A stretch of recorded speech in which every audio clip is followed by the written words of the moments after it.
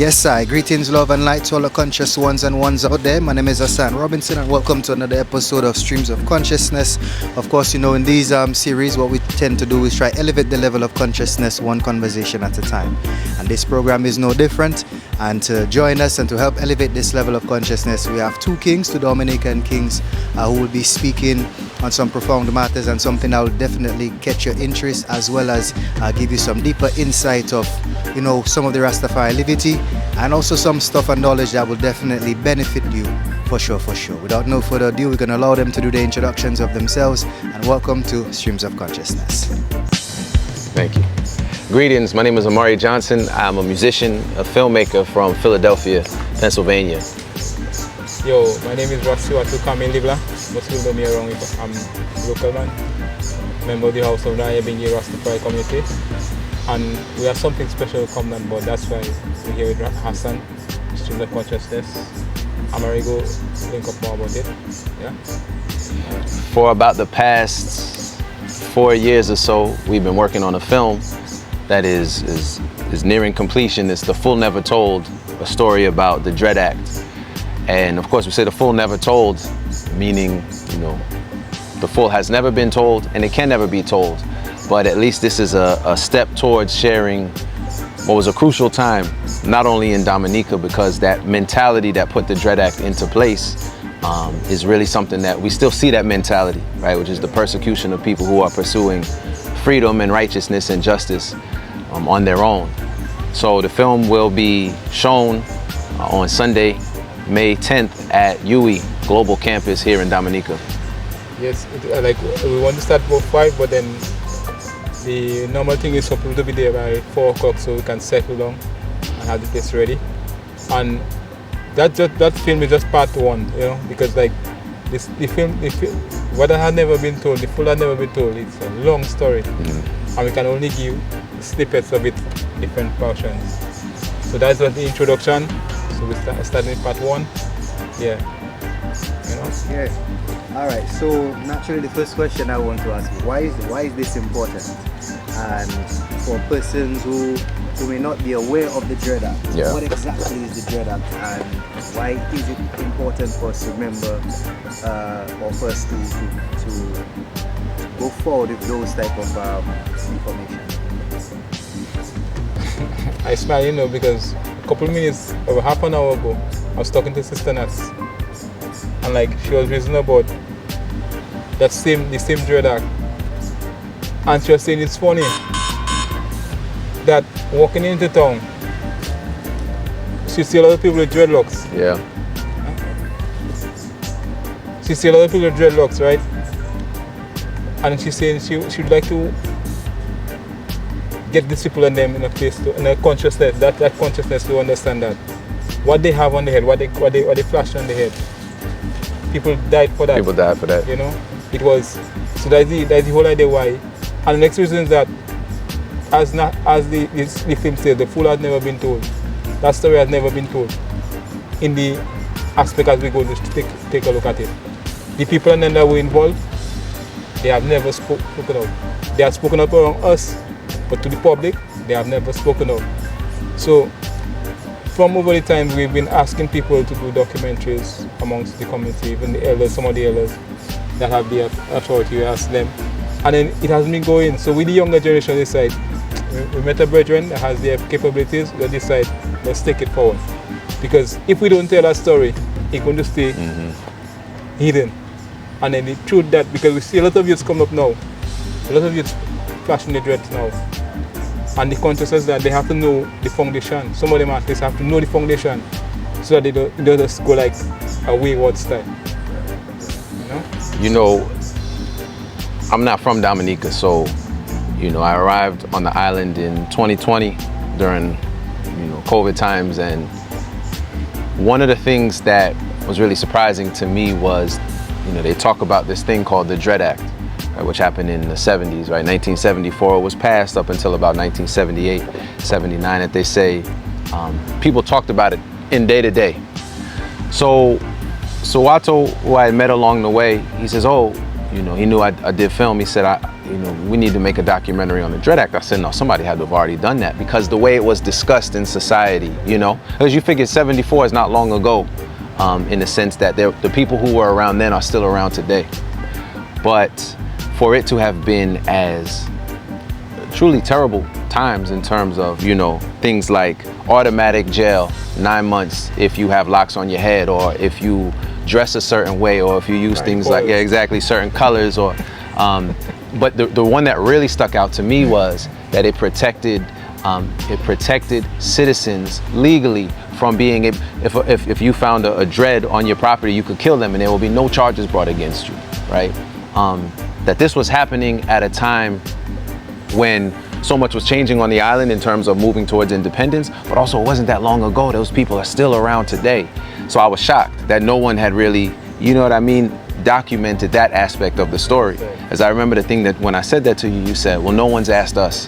And I think that was really important to me, man. I was very honored that I was trusted with the stories to be able to, to pull them together in a way that communicates to the world. So one of the things that you said that really came out, they said, well, so much of what they were persecuted for are just a part of regular society. The greetings that you hear on the street, yes I, or the way that people wear their hair, or even the foods that are recommended, the health consciousness, all of those things are what the Dreads were pursuing in the 70s and were being killed for. And now in society today, you're seeing that that's what's being recommended. And as a matter of fact, some of the things that our ancestors or elders when they were protesting for to upkeep, you see in this here, but not even the Rastafari community has it. For instance, the health consciousness. Okay, people talking a lot about health and wellness in Dominica, right? And like we find like Sister Nathan, I love that lady, that elder, because she's one of the stalwarts of healthy eating in Dominica. Because she's she's one of the first person in Dominica that set up an ITAL restaurant. Where we can, as Rastafari community, say yes, we can go there. She and the little brethren from Abu, these two people were in town. They're the only people that had the ITAL, the Rasta dreadlocks who go and eat, So what she's saying, like, these things, like, they take away from us, and they have it right now. They are the ones benefiting from it. Because like the story was saying, like in the 70s, they stand up by the four corners, the place they call four corners, right?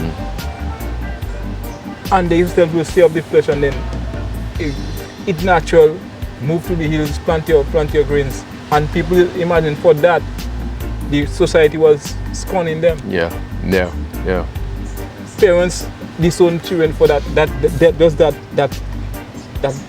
movements then, just to move from point A to point B. A lot of parents would disown their children, and like the idea of the Dread Act for us to document it, I think it is a thing that will set a different story on the island, because at least people will have an idea of, students can study that, the elders and them that don't know about the herd of can get that, they can have an idea, and they can see, they can hear from the people and them that were in the trails and the people that were persecuted. So that's why we started with a couple of the elders, started to come with the brethren, and to be continued. Yeah. So to add to what you guys are saying, just to flow naturally, the elders. Who are some of the elders that you guys spoke with? I saw a few flyers outside that there are a few prominent elders that are going to be interviewed, and their unique stories. I don't want you to give everything, but I guess by the time this comes out, other persons would have seen it or that type of thing. But who are some of the elders? And also to, in the future, you're going to be an elder as well. So what are some of the messages you want to pass on from what you've learned, and then from the importance of speaking with those elders as well? Yeah, that's good. There are four primary people who we see in the documentary. Is Bongowa, Rasman, Wed, and Eggies. And Padlock makes an appearance as well.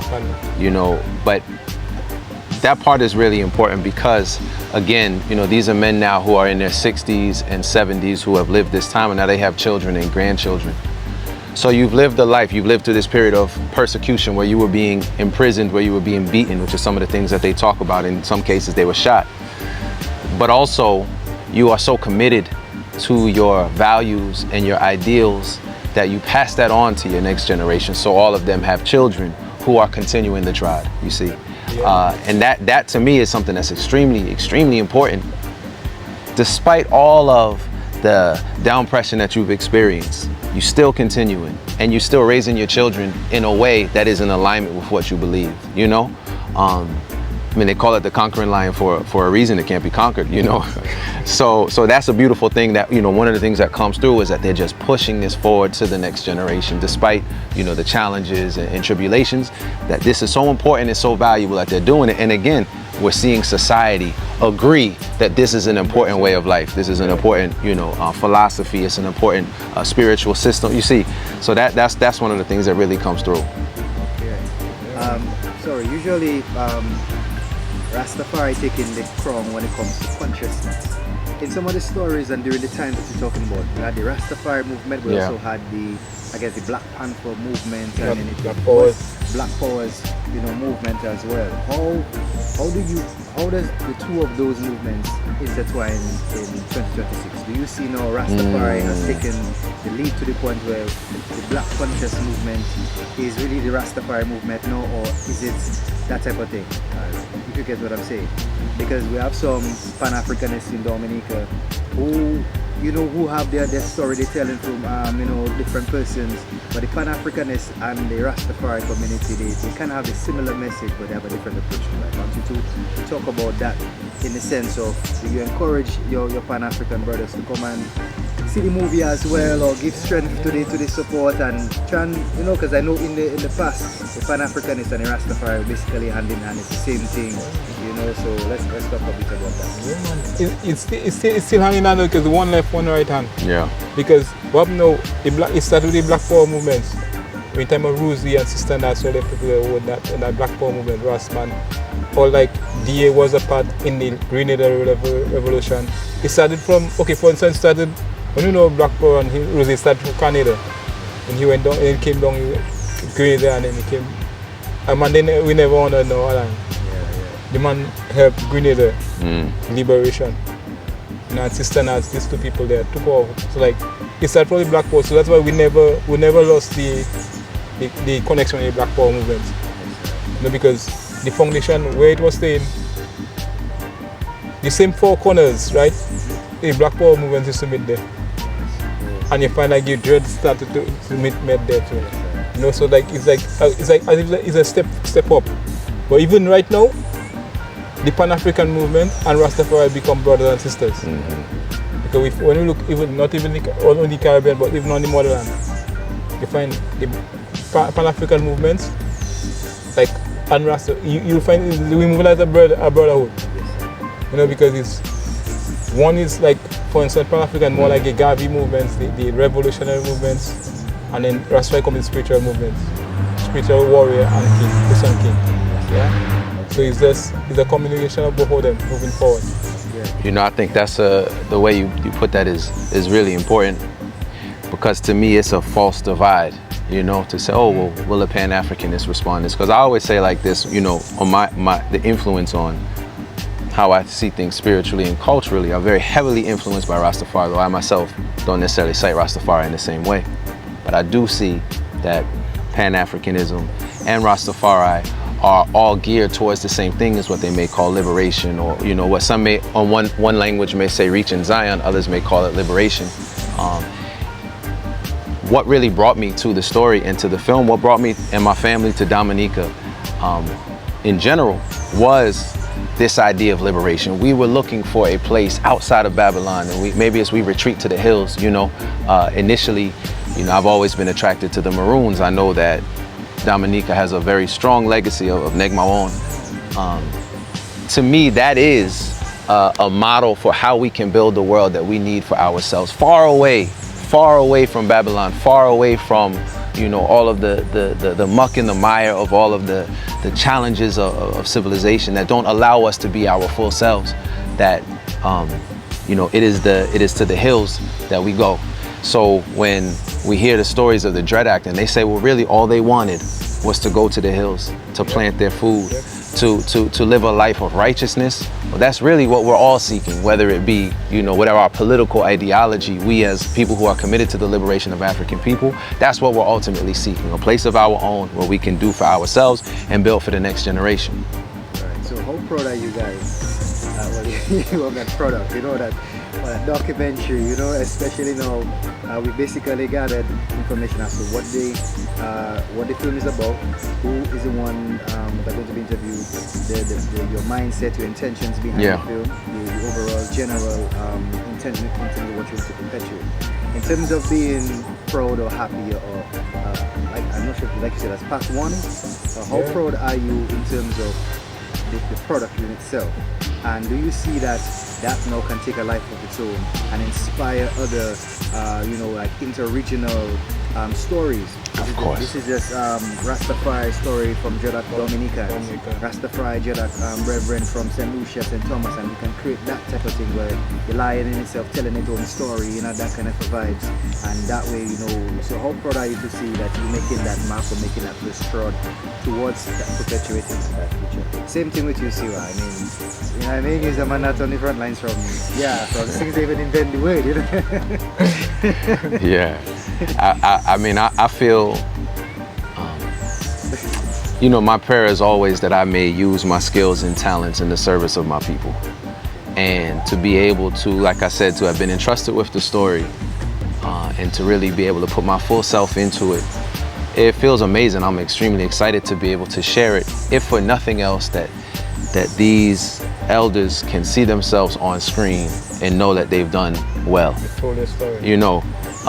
And then the next sort of lifetime is, yes, to be able to continue and to spread and to reach all. That's always, may I love and be loved, may I inspire and be inspired. In the research for this, we see that Patrick John was looking at what was happening in the Caribbean, St. Lucia and Barbados, and how they were responding to the quote-unquote dread problem. And then he built legislation based off of that. So yeah, of course, we're talking specifically about Dominica. This is a contribution to a regional and a global discussion about this history. So, I'm very proud to offer this to the community and to the world. Yeah, man. And adding to that, because within some reason in Rastafari and its region, right, and international, when that idea of the Dread Act comes up, a lot of people don't know about it. Mm-hmm. They're not aware of what happened. But we hear of Coral Garden. Yeah, that's right. We hear about Mount Jimmy in St. Lucia. But people don't hear Dread Act. They don't know what the Dread Act was about. Because I've always been, the reason why I'm honored to be a part of that because when you talk about the Dread Act, people always talk about the 80s mingling to the 70s. So you get a story of a jumble up story. Because I would say why the brethren them were in prison because they only wanted to live their life. Now there people talk about honey chips. The honey chips was a different era. So that is why we wanted to document that in a timeline. Right. So people can get what really happened. Because we hate to have a story, our story, tarnished by what that, Yes. Because, and what we find out, why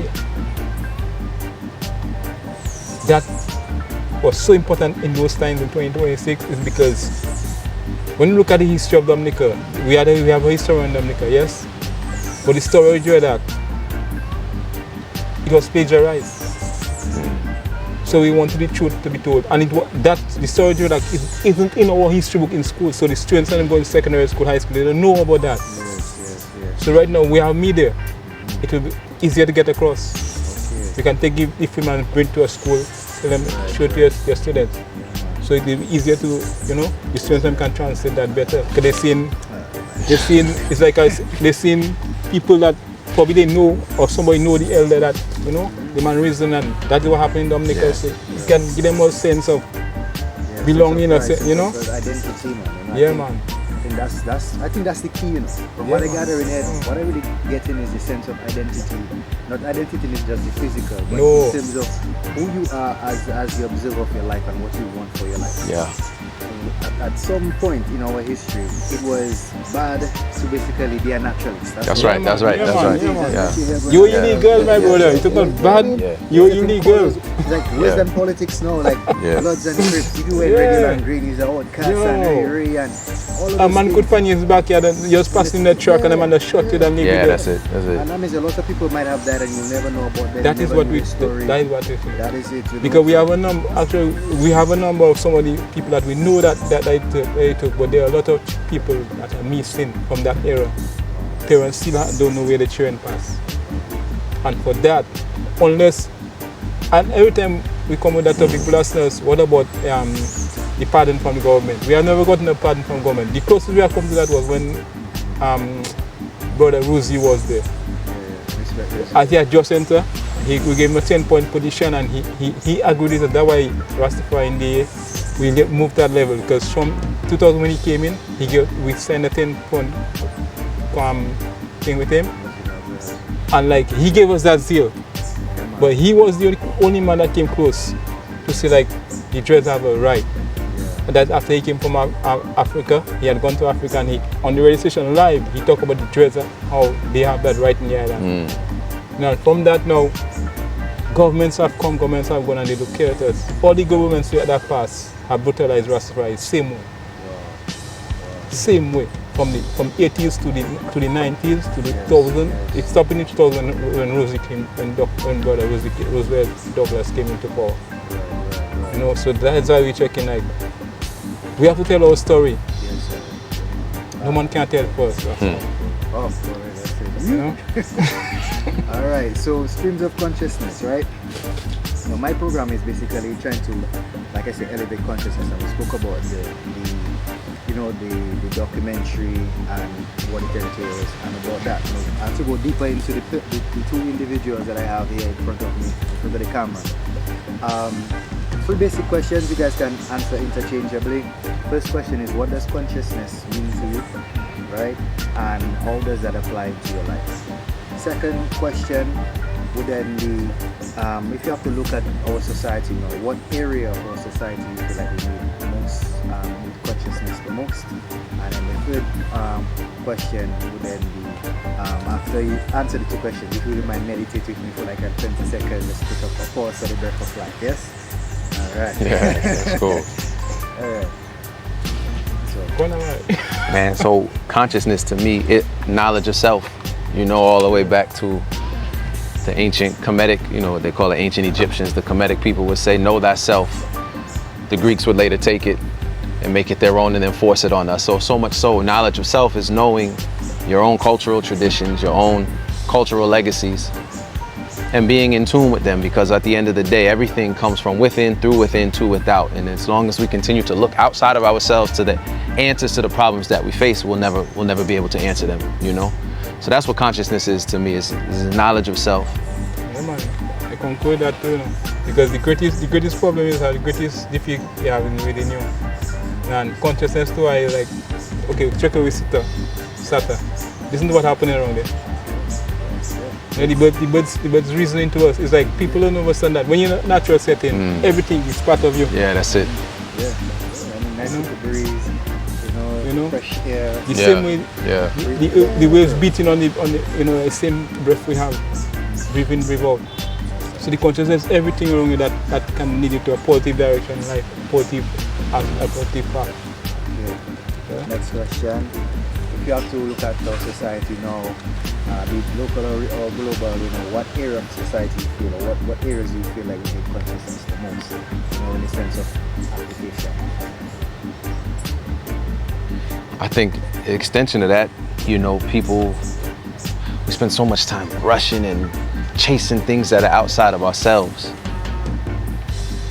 Buying things, thinking it's gonna solve problems that are internal. So really, I think that the area of society that needs the most is us just looking into ourselves. We need to work on ourselves. If we strengthen our understanding of who we are in relation to the universe, everything else will fall into place, There is a proverb, an African proverb that says, when there is no enemy within, the enemy without cannot harm you. So as long as we can be in tune with who we are, all of these other things will just blow by like the breeze. Sure. the mindset, you know. Yes, sir. The mindset. Because the mind sometimes they let control the heart, but the heart have to be controlling you. Because if the heart don't think, that cannot be alive. So every day we rise, we can like I elder say, you come from the image of death. You born new birth. Everybody saying they reborn. I born again. But every day you born is a newborn. A new, like come like a new babe. So like you face that day going through the day and now. Other people gotta find, go within yourself, man. I mean, we have gadgets for use, technology, but don't spend too much time on that. Yes. Yeah. But I understand what you mean in terms of rebirth. I can't remember who I heard that from or read that from. It's like every day you have to live to die. And I think it's the same committee and Book of the Dead, whereby the rites of passage, you have to say, I have not seen today, I have not told the lie. That's it. Yes, sir. Every day is a new day on earth. Every day is a new day you die, that type of thing. So I get it, So naturally. I wish like the people and them would just get connection with, would I say my heart. Yes. Not truth and justice and, Yeah. Speak a bit more about that, because not too many people know, you speak about, you take multiple languages, especially the Amaric, as well, the calendar, the alphabets, that type of thing, you incorporate into your daily language. How does language play a very important role in the Rastafari community in terms of the vernacular? When I say I and the Irish and that type of thing. Some people say Rasta just stretching the joke. No, we're not stretching the joke, But talk to us. Because, okay, I'm going to tell you good morning. I was going to tell you good morning, First thing I tell you good morning. It's a greeting. What is morning? To basically to reflect on someone's death or passing. People can tell me no matter how you spell it different, but then word song and power we did in it. So when you did the word song and power, it bring your thing like, and the consciousness is that it makes you like as if it's, they say you have two angels on your shoulders, right? One bad, one good. It have two, not bad and good, It's your balance, the yin and the yang, the positive. So like the words that you speak, everything we speak, every word we utter has a meaning. No. Another reason you can go to the etymology of words. That's a very important thing. This thing is so teachers in school to brightness people express for the world. They don't do that. So like in the consciousness, come through consciousness through Rastafari and come to like consciousness now. It brings to understand like English is not our language, because that's right. Amari, you might have an next tongue he can speak, right? But to why in the dread brethren and create a language called a puissant. So like it's a word where you take, it's a thing where you take in, you're speaking, you're speaking almost Creole. But every word you speak has a perfect meaning to what you want to say. Because that's why we love, our ancestors love Creole, because Creole will give you direct. Yes. English, you have to say how many words to mean one thing. Got you. Yes. That's what you mean, man. Naturally. So it's just coming direct where consciousness doesn't lead you to find who you be and let you just trust you with what are not of yours. Yeah, man, but to add to what you said, I'm going to transition to you next. No. The etymology you're talking about, one of my favorite fellas is Midnight, Akibeka, is the one that's talking about the inverse square law in terms of love and evil, you know what I mean? Yes, sir. In life have a balance. So even the words that we utter in the frequency, English is the direct polar opposite to the Amaric. And when you say something in Amaric, the frequency of the Amaric is the total opposite to the, so I totally get that. Now, what saying this now is a picture tells 1,000 words. Telling a whole documentary. So talk to us about the imagery, and as a musician yourself, you understand the vibrations, the frequencies. Talk to us now deeper into that project as to some of the songs that you maybe wanted to use, the angles, the imagery that you wanted to capture. Somebody not just seeing you talking to somebody, but what is the feel that you wanted to capture through that? That's good. The landscape, Waitikubuli, does all the work. You understand? It wasn't a thing where I have to say, okay, we have to frame it. No, I always say, point your camera anywhere you got a postcard. You know what I mean? It's such a physically beautiful, overwhelming place where even the sort of early thing was I wasn't, music in the sense of songs wasn't necessary, because listen right now, you hear, we have the birds, we've got the ocean hidden. You see what, it's already music. But even then you get into, speaking of language, the way that people speak is a rhythm in there. There's already, you see what I'm saying? It's already musical. Now, over time, you know, I had composed a few pieces to put in to kind of accentuate some of the things, but the landscape did most of the work, but that's very important, because one of the things that, so my background really is academic. You know, I studied anthropology, and I wrote a book on maroonage and maroons in southeastern Louisiana up until, you know, the present day. But one of the things, you know, but my research up until that point was we're looking all over the world. Now, Dominica is very unique in the history of Marronage, because it was a place where, as it was being passed back and forth between the French and the British, well, the French had a very different approach towards it than the British. The French didn't want to go into the hills. So they said, so Dominica is one of the few places in the world where you have generations of maroons. You could be born in the hills, so you could live with your grandparents. You see what I mean? Whereas many other places, it was, you run away until you're caught, and then you're either killed or you're brought back. But there wasn't, and you know, you weren't birthing children into these environments.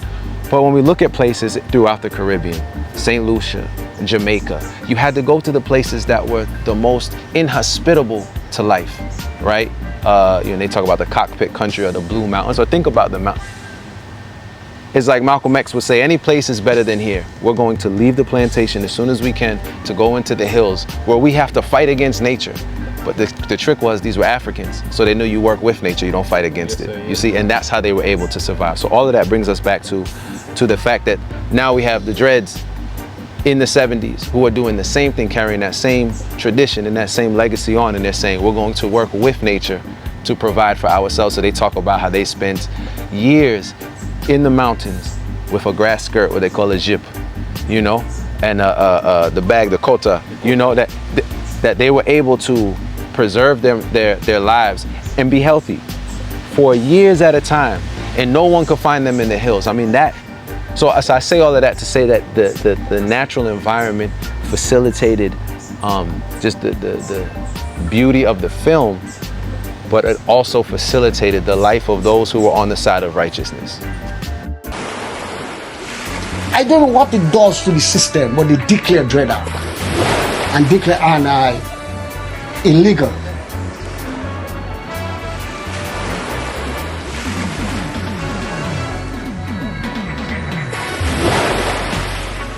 And it was nothing soft, nigga. Youths die, youths brutalized, you take 9 months jail for the locks you have on your head. Your locks is guilty, so no lawyer can represent you. Plus, by the need of May uprising in the land, the government that passed the Dread Act, Dominica rise against them. All civil servants striking, prison officer becoming skeleton staff. Rastaman, May 25th, that morning, only one officer that come to work. And with maximum security, we are political prisoner. The man came in the secret box and tell us to go in the yard and throw our stock there. This is first time. And we saying, wow, look at this guy. Watching the sky and touching the tree. We move back inside the security block. When we reach, a prisoner have the prison officer on the wall. And he took that key from the man and he threw it over the walls. And I said, that is the day we bust the jail.